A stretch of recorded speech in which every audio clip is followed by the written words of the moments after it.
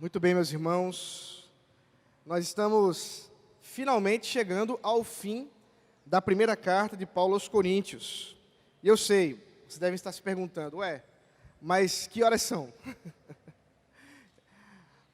Como hoje nós teremos um pregador convidado, o reverendo Daniel Martins estará pregando hoje à noite, eu não quis dar a ele o privilégio de terminar a carta. Então eu termino ela e ele prega livre hoje à noite com tranquilidade. Então, precisei inverter aqui os horários, mas assim mesmo, creio que poderemos ser instruídos na palavra de Deus. Quero convidar os irmãos, portanto, a abrir o texto de 1 Coríntios, capítulo 16.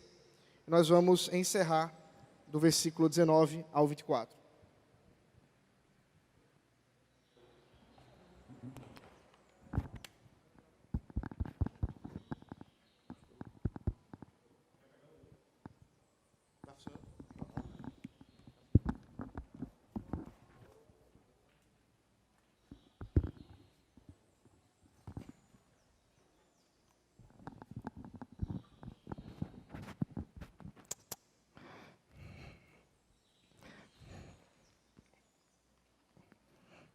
Assim eu fico com as mãos livres e eu falo com as mãos.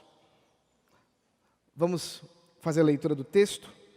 1 Coríntios, capítulo 16, verso 19 até o 24. Diz assim a palavra de Deus. As igrejas da província da Ásia mandam saudações. Também Áquila e Priscila mandam cordiais saudações no Senhor, juntamente com a igreja que se reúne na casa deles. Todos os irmãos mandam saudações. Saúdem uns aos outros com um beijo santo. Eu, Paulo, escrevo a saudação de próprio punho.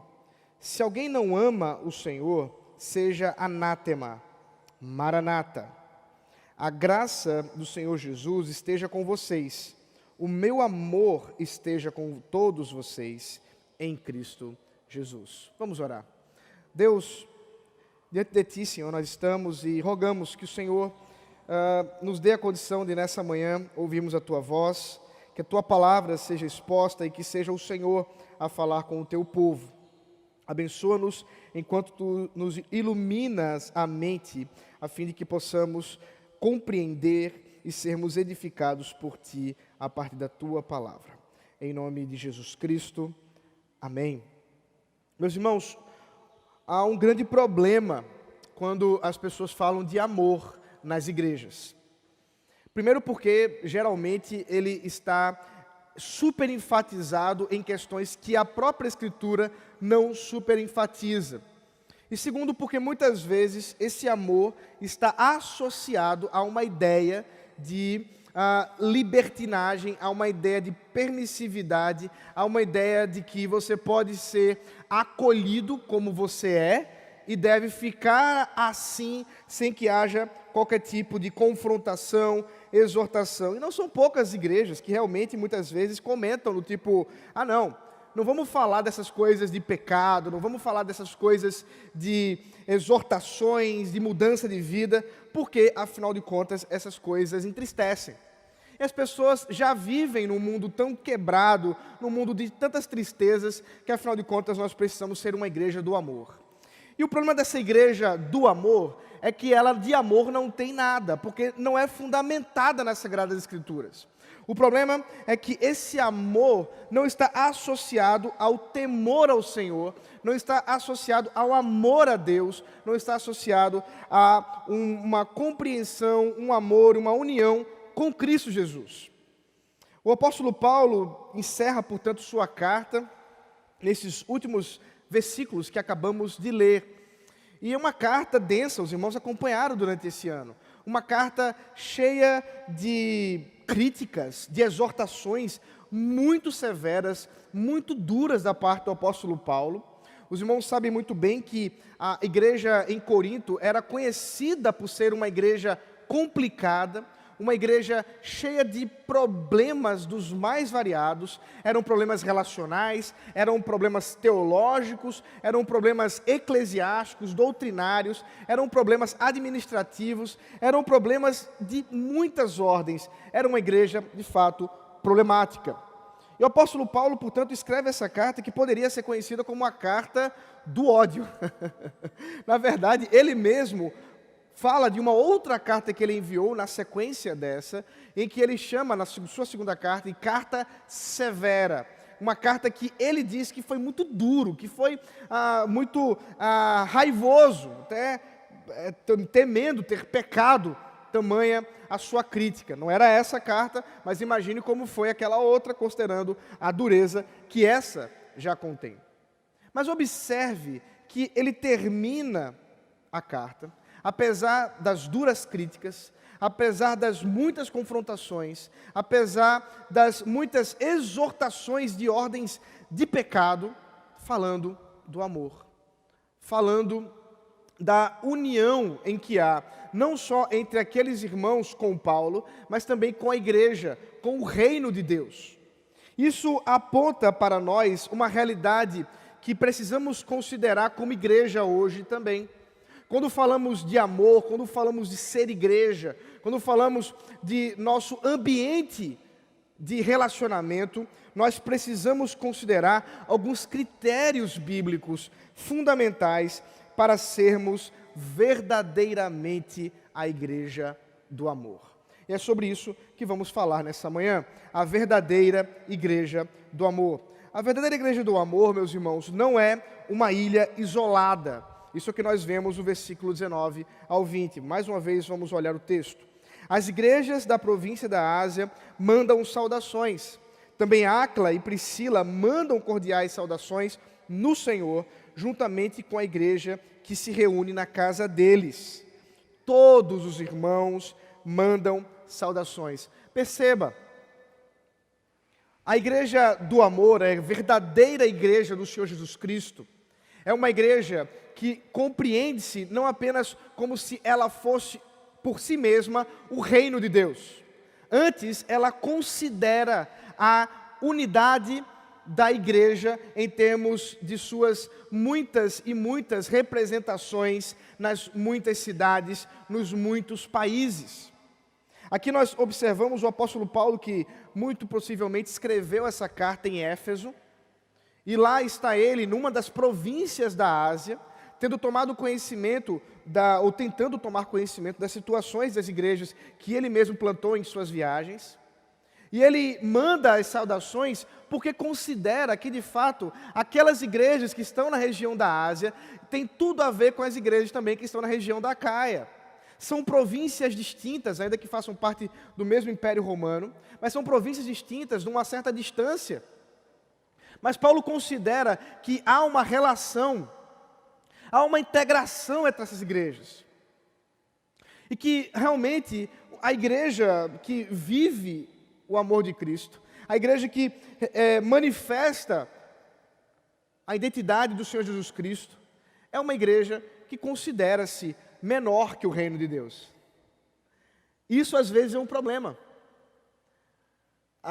Vivemos uma sociedade cheia de consumismos, uma sociedade que é muito pautada na ideia do cliente que vai consumir algum tipo de produto.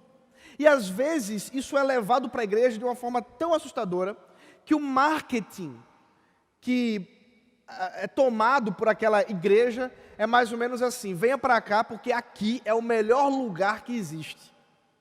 Aqui é o lugar certo para você viver, para você adorar a Deus. Ainda que não se diga isso de forma tão clara, se vive isso. Igrejas que muitas vezes se organizam, se amontoam em si mesmas. E aqui eu falo de igrejas locais, de reuniões mais particulares, que muitas vezes consideram que eles ali estão de uma forma tal, sectários, separados, que não se relacionam com mais nada do reino de Deus. A gente precisa aprender algumas coisas importantes. Primeiro, a nossa igreja é menor que a nossa denominação. Nós pertencemos a uma igreja, em termos de denominação, uma instituição maior, chamada Igreja Presbiteriana do Brasil. Nós somos menores que eles. Em que sentido? No sentido de que nós, enquanto igreja, pertencemos a esse grupo e, de fato, o reino de Deus é muito maior do que a igreja de Casa Caiada. Daí a importância de nos relacionarmos com igrejas. Ontem, por exemplo, estávamos reunidos na reunião do presbitério. Presbitério, que é essa organização que pastoreia, supervisiona o trabalho dos pastores e das igrejas jurisdicionadas. Nossa igreja é jurisdicionada a um presbitério chamado Presbitério Olinda Norte. Esse presbitério, a ele pertencem as igrejas de Rio Doce, pastoreado pelo reverendo Wendel, e agora também pelo reverendo Fábio, que agora foi eleito, ou melhor, designado para juntos serem o pastor titular da igreja. A segunda igreja de Rio Doce, que é pastoreada pelo reverendo Luiz Carlos. A igreja de Fragoso, que é pastoreada pelo reverendo Diego. A igreja de Casa Caiada e a igreja de Noronha, não é isso? E a igreja de Fernando Noronha, que hoje é pastoreada pelo reverendo Reinaldo. Além dos pastores auxiliares que os irmãos conhecem de nossa igreja aqui. Além disso, nós precisamos considerar a abrangência maior do reino de Deus, que transcende a nossa própria denominação. Outro risco muito grande. Podemos pensar que a verdadeira igreja do Senhor Jesus Cristo é a Igreja Presbiteriana do Brasil. Isso simplesmente não é verdade. Está muito longe da verdade. Na verdade, pela graça de Deus, se hoje aprovesse ao Senhor que nós sumíssemos como IPB, ainda assim o reino de Deus estaria firme e forte, caminhando para a glória do Senhor. Porque nós pertencemos a um pedaço desse grande grupo que chama-se o reino de Deus, a igreja de Cristo. Denominações fiéis, seja no Brasil ou no mundo, que caminham e servem ao Senhor. E nós precisamos compreender essa dimensão até para podermos nos relacionar com isso. Quem sabe Deus não te leve para o Japão, quem sabe Deus não te leve lá para a Irlanda, quem sabe Deus não te leve lá para a Inglaterra, para a Malásia, não sei para onde Ele vai te levar. E é tarefa do cristão procurar uma igreja para pertencer, para ser membro, para servir. E às vezes, inclusive, isso é uma das últimas coisas que a gente pensa quando fazemos uma viagem, seja de férias ou realmente uma viagem que vamos nos mudar, não é mesmo? Às vezes nós pensamos assim, bom, vou precisar mudar, fui chamado para um outro lugar, então a primeira coisa que eu preciso fazer é onde eu vou morar. Depois, onde que eu vou comer, onde eu vou colocar meus filhos, onde é que é o supermercado, padaria. Você procura por tudo. Quando chega lá, você diz, rapaz, igreja, né? Vou procurar uma. E esse é o problema das prioridades nossas. E talvez, infelizmente, você considere assim, não, rapaz, aqui não tem igreja não. Eu vou seguir sem participar da comunhão. Mas aqui está o apóstolo Paulo mandando saudações por parte das igrejas da província da Ásia. Mas não só isso, mas de alguns líderes especiais, no caso, Áquila e Priscila, que foram importantes para a plantação da igreja de Corinto. Se você voltar a sua Bíblia para o livro de Atos dos Apóstolos, capítulo 18, você vai encontrar essa história. Paulo conheceu Priscila e Áquila, ou Áquila e Priscila, quando estava em Corinto, e ali eles ajudaram Paulo no desenvolvimento do seu próprio trabalho como fazedor de tendas. Havia ali uma relação empresarial igual ou parecida. E por esse período, portanto, Paulo pôde conhecer e caminhar com eles. E na sequência, esses irmãos, indo com Paulo para Éfeso, ajudarão também a Apolo na caminhada cristã. Portanto, Áquila e Priscila são irmãos que são importantes para aquela igreja, são importantes para o reino de Deus, e Paulo entende que é importante citá-los, como inclusive enviando saudações cordiais no Senhor, juntamente com a igreja que se reúne na casa deles. Alguns critérios interessantes aqui. Perceba que essa saudação no Senhor nos move para mais um apontamento importante dentro da ideia de que a igreja não é uma ilha isolada, mas é uma igreja. A nossa comunhão realmente deve ser com aqueles que caminham em Cristo, com aqueles que caminham nos caminhos da palavra de Deus, porque também é verdade que nem tudo que se chama igreja o é de fato. Vocês sabem disso. Vivemos em tempos em que as coisas ficam muito turvas, e muitas vezes é verdade que nem é tão fácil assim a gente reconhecer a igreja do Senhor Jesus Cristo por causa de muitos que estão aí com falsas doutrinas, caminhando de forma errada, equivocada diante do Senhor. Mas aqui não é o caso. Esses irmãos se reuniam na casa de Áquila e Priscila. Mais uma vez somos lembrados de que nesse período não havia grandes templos como hoje nós temos de acordo com a história da igreja, lugares onde a igreja possa se reunir de forma realmente organizada, mas muitas vezes as igrejas se reuniam em casas e buscavam pessoas que tinham mais recursos para que nessas casas maiores eles pudessem ali adorar a Deus. É o caso aqui. Priscila e Áquila eram irmãos que detinham uma casa com um tamanho suficiente para que uma igreja pudesse se reunir. Era o início da igreja cristã e assim Deus havia colocado. Mas o ponto que quero destacar e quero enfatizar aos irmãos é que realmente nós somos chamados a considerar-nos diante do reino de Deus. A importância que precisamos ter de desenvolver laços de fraternidade para além da nossa própria comunidade local. A IPB, a Igreja Presbiteriana do Brasil, ela tem alguns meios para isso, não só através dos seus sínodos presbitérios, das suas autarquias institucionais e de organização, de administração, mas também através, inclusive, dos trabalhos dos presbitérios enquanto as mocidades, enquanto o trabalho com adolescentes, o trabalho com mulheres, que tem aí vários nomes, mas que, de forma mais técnica, é chamado de ASAF, Sociedade Auxiliadora Feminina, a UPH, a União Presbiteriana de Homens, a UMP, a União de Mocidade Presbiteriana, a UPA, a União de Presbiteriana de Adolescentes, a UCP, a União de Crianças Presbiterianas. Eu acho que eu não esqueci nada. Esses 5. E, independente da discussão, se aqui temos ou não, e eu sei que não temos, o ponto que a gente precisa lembrar é por que isso existe. Isso existe não só para um serviço local, mas para que nós pudéssemos nos relacionar para além disso. Ontem mesmo o reverendo Fábio, que é o nosso secretário de mocidade no nosso presbitério, falava com o Rodrigo de uma ideia de fazer um evento de jovens do nosso presbitério o ano que vem, uma integração. Talvez os mais velhos aqui, ou mais experientes, para usar um termo menos ofensivo, lembrem-se que muitos relacionamentos, muitos casamentos foram fruto exatamente de programações de mocidades, de presbitérios, de sínodo. E é importante que a gente se relacione com essas coisas. Nós não somos uma ilha isolada.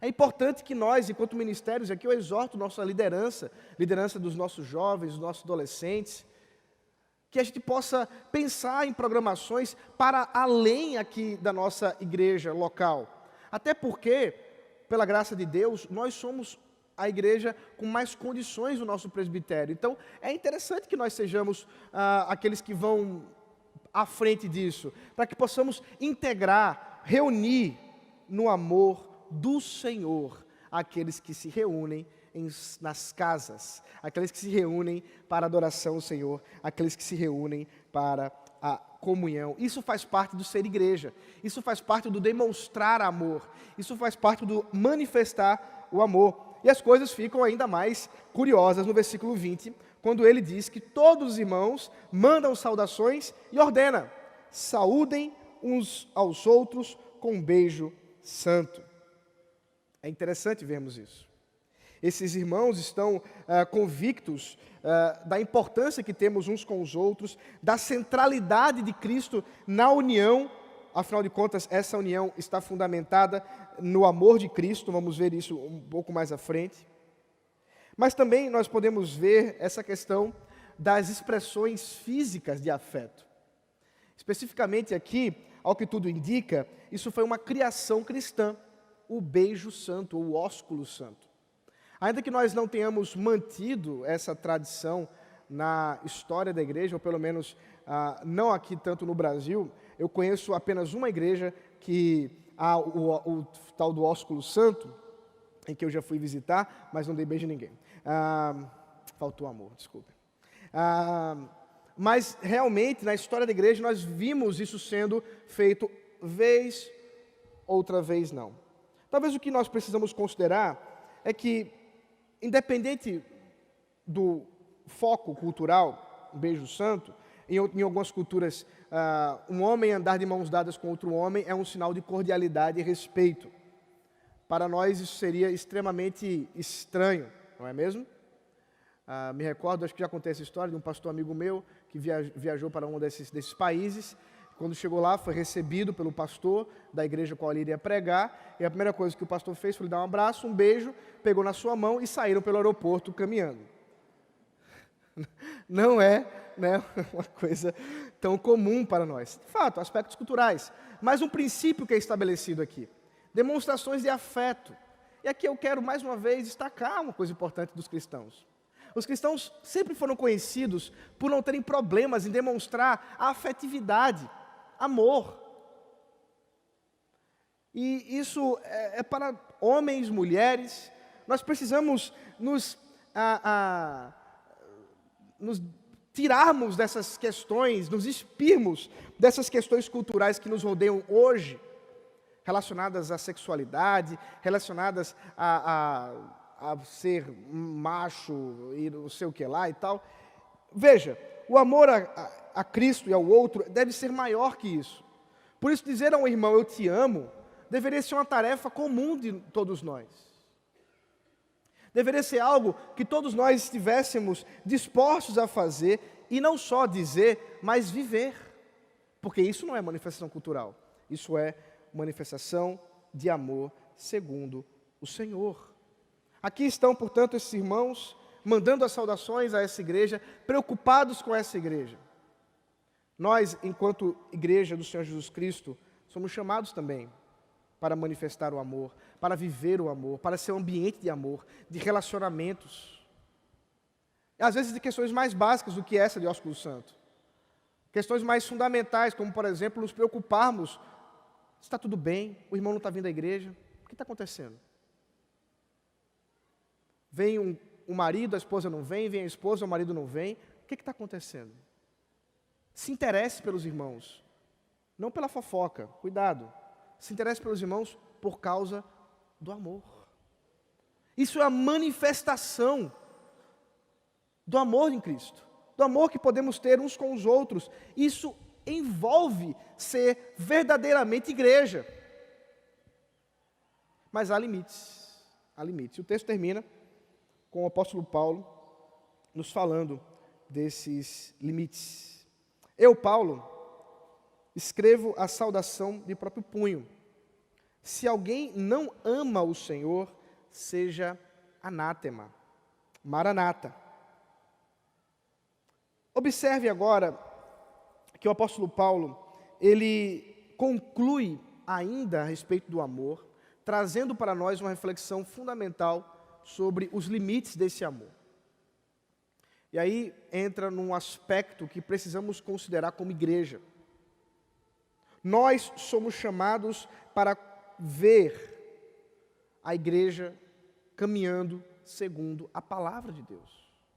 Na nossa a preocupação em vermos a vida dos irmãos manifestando isso também. E Paulo, dentro dessa perspectiva, preocupado com isso, observa o problema de uma igreja que se reúna e que não ame o Senhor. Ele já havia falado sobre isso em outro momento, no capítulo 12, mas agora ele volta a tratar sobre isso. E parece que isso era um assunto que para Paulo fosse tão importante que ele faz de próprio punho. Veja, eu, Paulo, escrevo a saudação de próprio punho. Possivelmente, o resto da carta foi escrita por um amanuense, ele cita no começo da carta. Alguém que escreveu por ele dizia e a pessoa escrevia.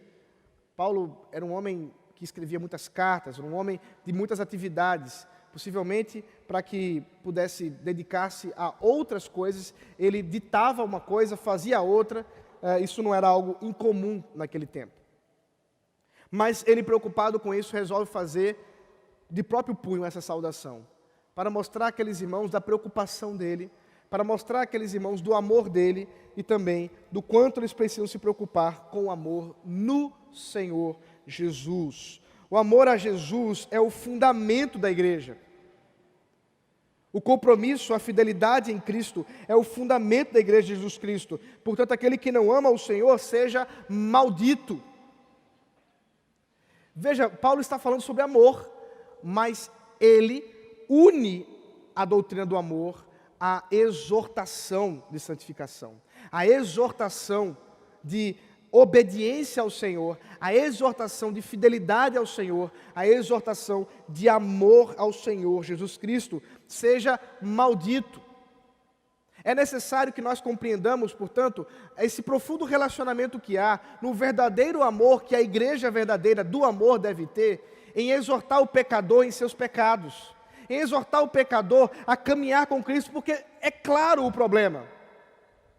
Se eu estou com você, eu amo você, eu vejo que você está caminhando para o precipício por causa das suas escolhas, por causa do seu caminho, por causa da vida que você tem levado. A maior demonstração de amor que eu posso fazer por você é tentar puxar você de volta, para que você não pule do precipício. E a forma de fazer isso é com exortação, confrontação. Nós somos chamados em amor a manifestar a preocupação também com a vida uns dos outros. Já falei isso em outros momentos, mas falo de novo. O verdadeiro cristão não é aquele que jamais pode dizer, um verdadeiro cristão, algo do tipo assim, não, da minha vida cuido eu. Eu não compartilho com ninguém. Não tenho para que ficar falando da minha vida para ninguém. Eu resolvo os meus problemas. Eu consigo andar sozinho. Não vou ficar abrindo minha vida para as pessoas ficarem pensando o que de mim. E Deus? O que pensa a seu respeito? Porque se você está preocupado com o julgamento dos outros, das pessoas, você está esquecendo do pior de todos. Aquele que não ama o Senhor, seja maldito, seja anátema. Isso para Paulo foi algo tão difícil de ser dito que ele mesmo já conclui, Maranata. Ele conclui com um clamor, vem Senhor Jesus, vem Senhor, que é a expressão literalmente que significa, vem Senhor. Como se estivesse clamando, dizendo, diante do fato de muitos estarem esfriando na fé, diante do fato de muitos estarem encaminhando-se por um caminho de desobediência, ó Senhor, volte logo. Não permita que as pessoas abandonem a fé. Uma doutrina importante que nós temos visto em Apocalipse, exatamente essa ideia do Senhor que se aproxima da sua vinda e do clamor que a igreja deve ter para que ele venha logo. Paulo assim termina com uma bênção àqueles irmãos. A graça do Senhor Jesus esteja com vocês. A graça, é pela graça que nós podemos viver. O meu amor esteja com todos vocês em Cristo Jesus. É um líder, é um pastor que ama a igreja, que se preocupa com a igreja, que observa os problemas da igreja, que não deixa passar, exorta, mas que ama. O cuidado. Paulo está ali como um pastor que cuida das ovelhas, como realmente na sua tarefa de observar a vida das pessoas. E mais uma vez, para nós que somos pastores, isso é fundamental, meus irmãos. como vocês estão? É nossa tarefa, enquanto pastores, caminhar com vocês. Daqui do púlpito, pouca coisa eu posso fazer, a não ser exortá-los pela palavra e que Deus toque no coração de vocês. Mas muitas vezes é necessário um pouco mais. É necessário um pouco mais. Nós não queremos de modo algum que vocês estejam se entristecendo, se isolando, andando pelas beiradas do precipício da fé cristã, quando poderiam compartilhar conosco, chegar junto e nós podemos caminhar. Faz parte desse processo de pastoreio. Paulo está preocupado e para mim, Paulo é um exemplo, porque ele mesmo se diz um exemplo em Cristo.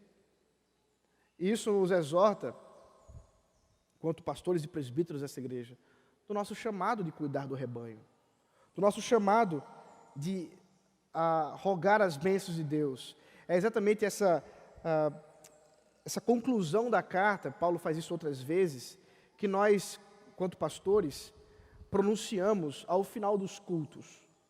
No caso aqui é só a graça do Senhor Jesus Cristo, mas em outros lugares ele faz a saudação ou a bênção completa, que a graça do nosso Senhor Jesus Cristo, o amor de Deus, nosso Pai, e a comunhão do Espírito Santo esteja com vocês. Isso não é meramente uma palavra mística, como se houvesse dele condições de derramar a graça de Deus, como se ele pudesse dizer assim, a graça vai ser derramada. Mas é um desejo profundo do coração de alguém que foi responsabilizado, a quem foi dada autoridade para cuidar do rebanho, como acontece aqui conosco. Nessa manhã, portanto, considerando o amor, considerando nosso chamado enquanto igreja que somos, precisamos pensar e tentar responder a pergunta: o que realmente é uma igreja que ama? O que realmente é uma igreja que manifesta o amor? E a gente precisa ser lembrado, sim, que uma igreja do amor não é uma igreja sectária, não é uma igreja isolada, mas é uma igreja que tem relações, uma igreja que tem abertura. Abertura com os irmãos da nossa própria denominação, com irmãos de outras denominações, contanto que estejam fundamentados em Cristo, considerando as diversidades, considerando as unidades da fé. Uma igreja em que há possibilidade, em que há um ambiente de afeto, de amor. Isso precisa ser cultivado. E é claro, deve partir de nós, mas irmãos, em nome de Jesus Cristo, que o Espírito Santo toque em nossos corações essa manhã e que nos faça realmente manifestar amor, manifestar cuidado, manifestar preocupação, que as coisas desse mundo não nos roubem do amor, do cuidado, do afeto. Porque essa igreja fundamentada no amor de Cristo reconhece o seu senhorio, reconhece as bênçãos de Deus, de Cristo, do Evangelho. E como podemos manifestar isso hoje, pela graça de Deus? A minha oração é a mesma de Paulo. Que a graça do Senhor Jesus esteja com vocês. Que o meu amor esteja com vocês, em Cristo, fundamentado em Cristo. O amor perfeito, o amor completo. É a nossa tarefa enquanto pastores orar e clamar pela vida de vocês.